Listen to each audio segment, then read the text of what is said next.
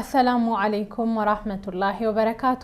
የተወደዳችሁ እንዴት ቆያችሁን? የጁማ ልዩ ኸበር የተካተተበት የግንቦት 8 2017 ዓመተ ልደት ሚንበር ኸበር ጀመረ።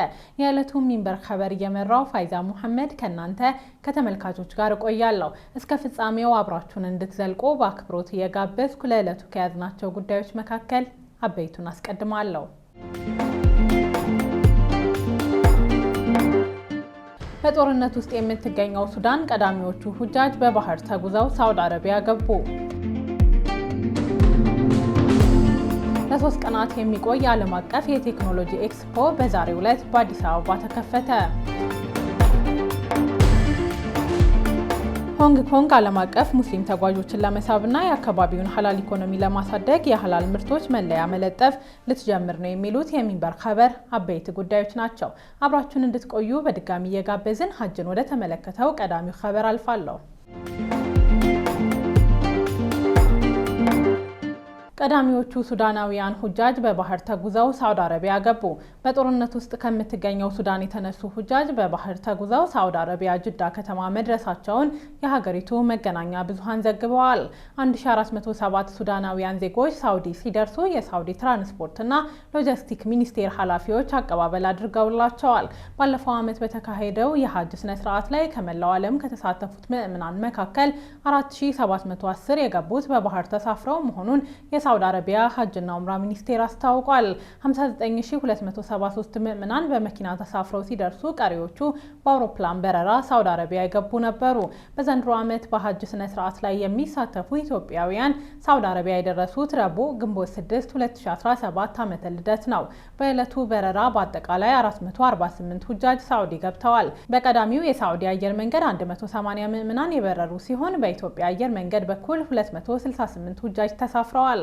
ለ10 ቀናት በሚቀጥለው በረራ በአጠቃላይ 6000 ሁጃጅ በስነ ስርዓቱ ላይ ለመሳተፍ ወደ ሳውዲ አረቢያ እንደሚጓዙ የጠቅላይ ምክር ቤት ዋና ጸሐፊ ሼክ ሐሚድ ሙሳ ከሽኝቱ በኋላ ለጋዜጠኞች በሰጡት መግለጫ ላይ ተናግረዋል። ከተመዝጋቢዎቹ መካከል በኢትዮጵያ አየር መንገድ በኩል የሚበሩ ሁጃጅ ቁጥር 4000፣ በሳውዲ አየር መንገድ ደግሞ 2000 እንደሚሆን ገልጸዋል።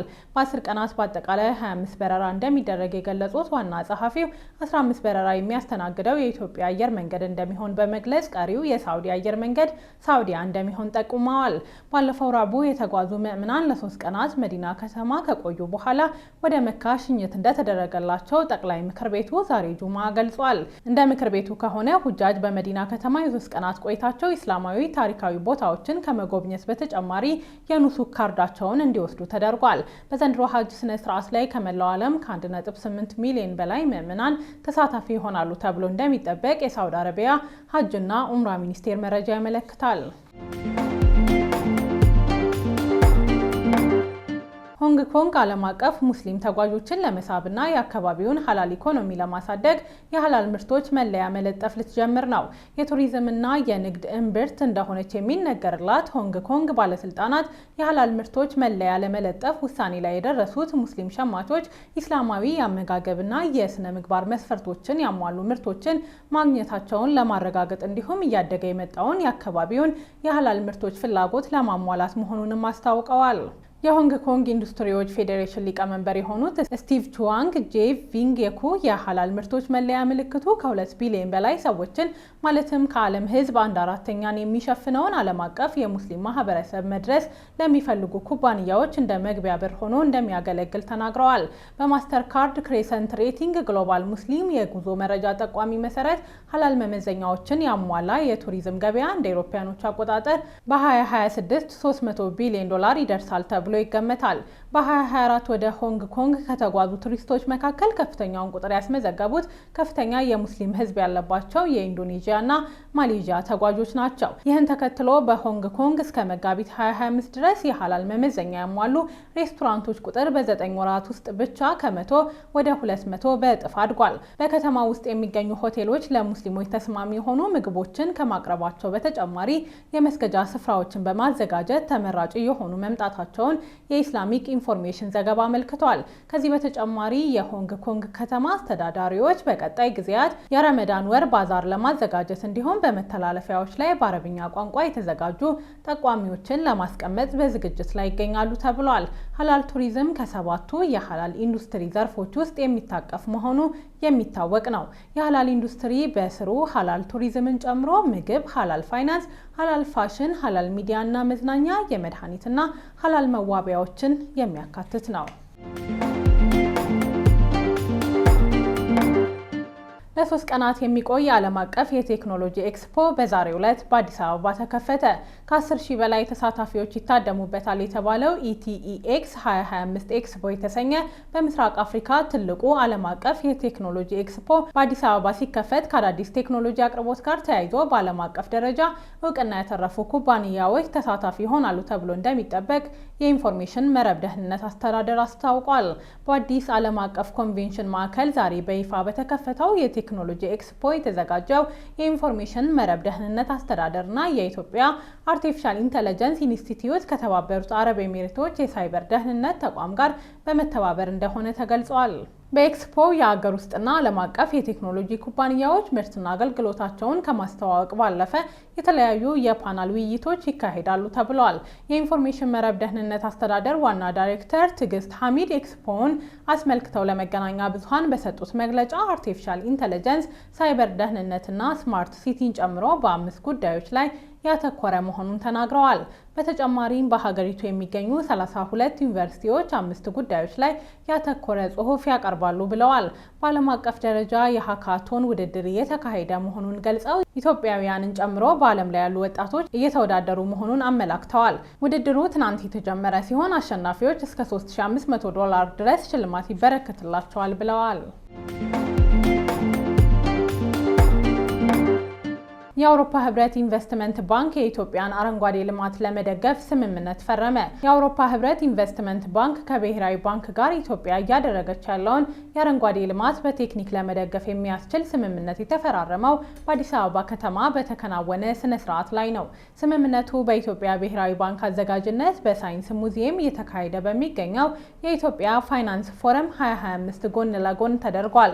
የፊርማ ስነ ስርዓቱን የኢትዮጵያ ብሔራዊ ባንክ ምክትል ገዢ ሰለሞን ደስታና በአውሮፓ ኢንቨስትመንት ባንክ የኢትዮጵያና የአፍሪካ ህብረት ተወካይ ሌይላ ተራኦሪያ በኩል ተፈርሟል። በዚህ ወቅት የኢትዮጵያ ብሔራዊ ባንክ ምክትል ገዢ ሰለሞን ደስታ ኢትዮጵያ አካባቢን ለመጠበቅና የአየር ንብረት ለውጥን ለመከላከል በርካታ ስራዎችን እያከናወነች ነው ብለዋል። በዚህም የተደረገው ስምምነት ኢትዮጵያ የአረንጓዴ ልማትን በማጠናከር የማይበገር ኢኮኖሚ ለመገንባት እያደረገች ላለው ጥረት አጋዥ መሆኑን ተናግረዋል። በአውሮፓ ኢንቨስትመንት ባንክ የኢትዮጵያና የአፍሪካ ህብረት ተወካይ ሌይላ ተራኦሪ በበኩላቸው በርካታ ሀገራት የአየር ንብረት ለውጥ ጥበቃ ባለማድረጋቸው ፈተና ውስጥ መግባታቸውን ጠቁመዋል። በዚህም ኢትዮጵያ ለሌሎች ሀገራት ተሞክሮ ሊሆን የሚችል ተግባር እያከናወነች መሆኑንም አውስተው የአውሮፓ ኢንቨስትመንት ባንክ ኢትዮጵያ የአየር ንብረት ለውጥን ለመከላከል እያደረገች ያለውን ጥረት ለመደገፍ ቁርጠኛ መሆኑን አመላክተዋል ሲል የዘገበው የኢትዮጵያ ፕሬስ ድርጅት ነው።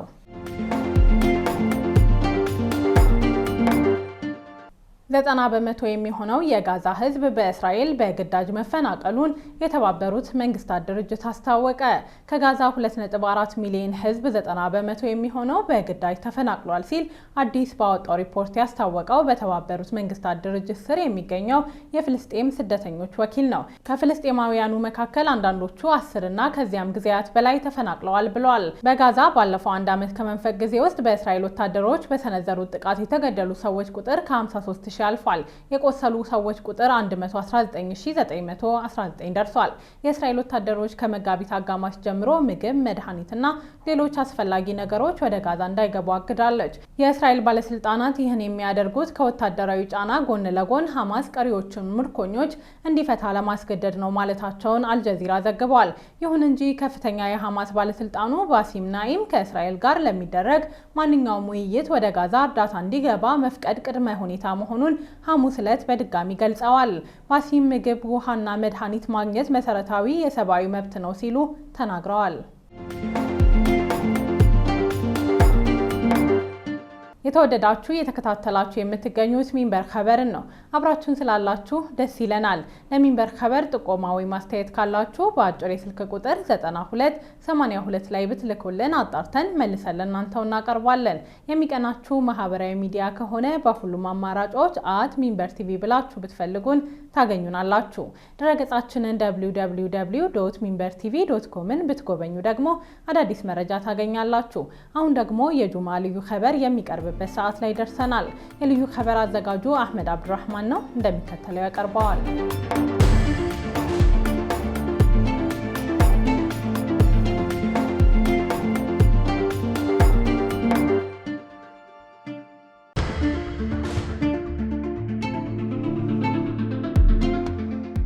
አወዛጋቢው የአሜሪካ ፕሬዝዳንት ዶናልድ ትራምፕ ከማክሰኞ ረፋት ጀምሮ የሰነበቱበት የመካከለኛው ምስራቅ በተለይ ደግሞ የአረብና ሙስሊም ሀገራት ጉብኝት ተጠናቋል።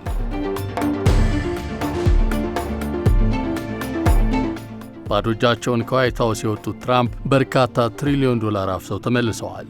በቀደመ የአሜሪካ ፕሬዝዳንትነት ሥልጣን ዘመን ጭምር ገና ከመጀመሪያው በጣም የወደድኩት ሰው ነው ባሏቸው የሳውዲ ልዑል አልጋ ወራሽ ሙሐመድ ቢን ሰልማን ግብዣ ተደርጎላቸዋል። ትራምፕ ሳውዲ ሲጓዙ ለብቻቸው አልነበረም። ቢሊዮነሩን ወዳጃቸውን ኤለን መስክን፣ የኦፕንአይ ዋና ሥራ አስፈጻሚ ሳም ኦልትማን፣ የብላክ ሮክ ዋና ሥራ አስፈጻሚ ላሪ ፊንክ እና የጌምና ክሪፕቶ ማይኒንግ ቱጃሩ የኤንቪዲያ ዋና ሥራ አስፈጻሚው የንሰን ሁዋንግን አስከትለው ነው።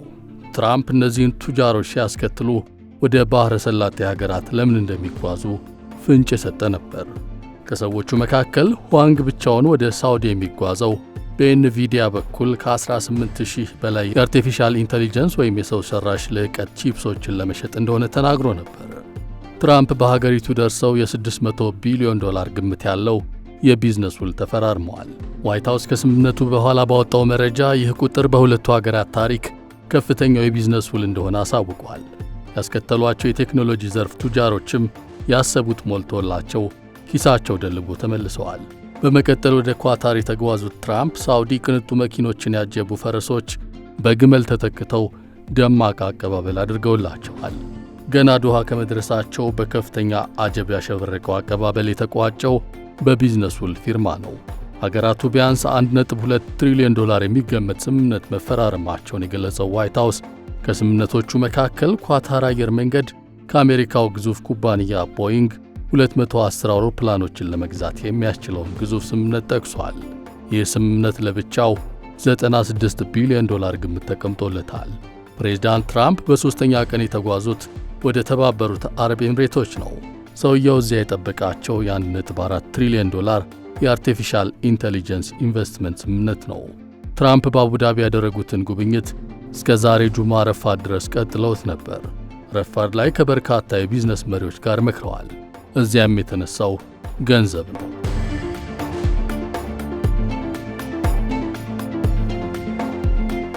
በሦስቱም ሀገራት በርካታ ትሪሊዮን የሚያስገኝ የቢዝነስ ውል የተፈራረሙት ትራምፕ ገና ካሁኑ በአገራቸው ፖለቲከኞች ትችት እየቀረበባቸው እንደሚገኝ አልጀዚራ ዛሬ ይዞት በወጣው ዘገባ አመልክቷል። በዲሞክራቲክ ፓርቲ ሴናተሮቹ ክሪስ መርፊ፣ ክሪስ ቫን ሆለን፣ ብሪያንና ቲም ካይን ከበርኒ ሳንደርስ ጋር በመተባበር ለሴኔት ባቀረቡት አቤቱታ ከተባበሩት አረብ ኤምሬቶች ጋር የተፈራረሙት የ$3.5 ቢሊዮን የጦር መሳሪያ ሽያጭ ውል የቤተሰባቸውን ኩባንያ ካዝና ለማደለብ የተደረገ ነው የሚል መከራከሪያ አቅርበዋል። ትላንት ሐሙስ የቀረበው አቤቱታ የሽያጭ ውሉ እንዳይጸድቅ የሚጠይቅ ነው። ትራምፕ ከአረብና ሙስሊም ሀገራት ጋር የተፈራረሙት የቢዝነስ ውል ከፖሊሲ ጥሰት አንጻር በሴናተሮች ቅሬታ ሲቀርብበት፣ ከሰውየው ጋር ውሉን የተፈራረሙት የአረብና ሙስሊም ሀገራት መሪዎች ደግሞ የሞራል ጥያቄ ተነስቶባቸዋል።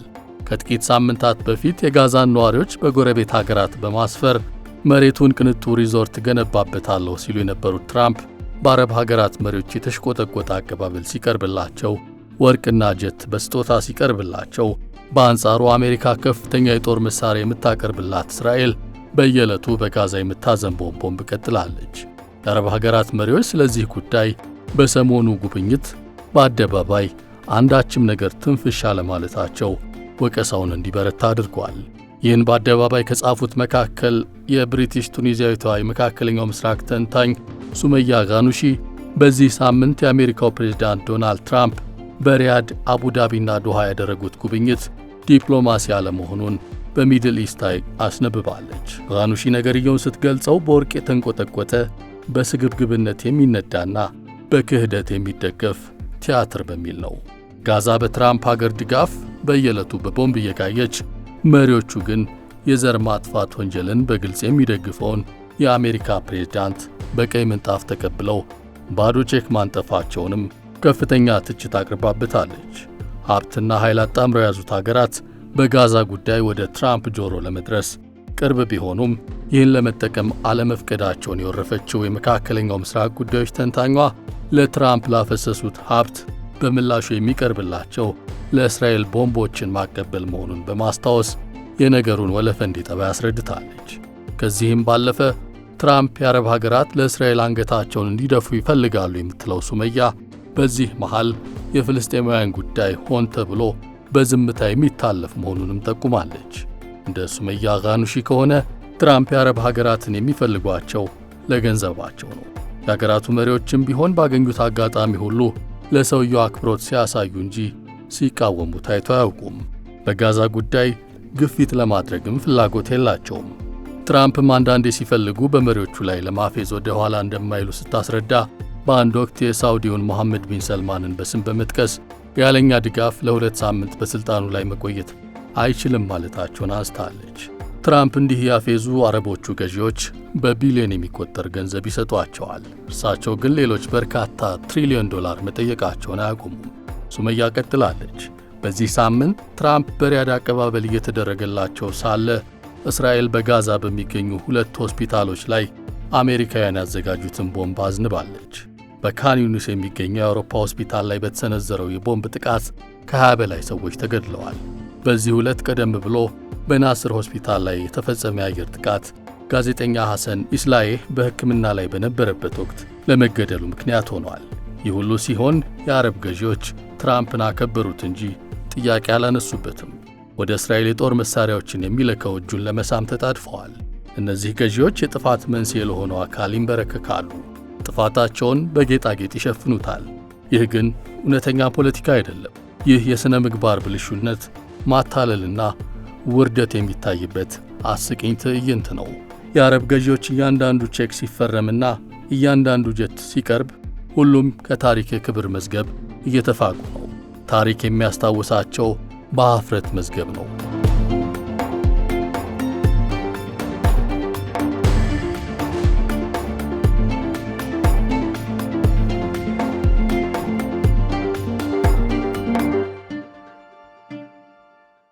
ውድ ተመልካቾች ለዛሬ ያዘጋጀነው የሚንበር ኸበር በዚሁ ተጠናቀቀ። ፋይዛ መሐመድ አብሬያችሁ ቆየሁ። ወሰላሙ አለይኩም ወራህመቱላሂ ወበረካቱሁ።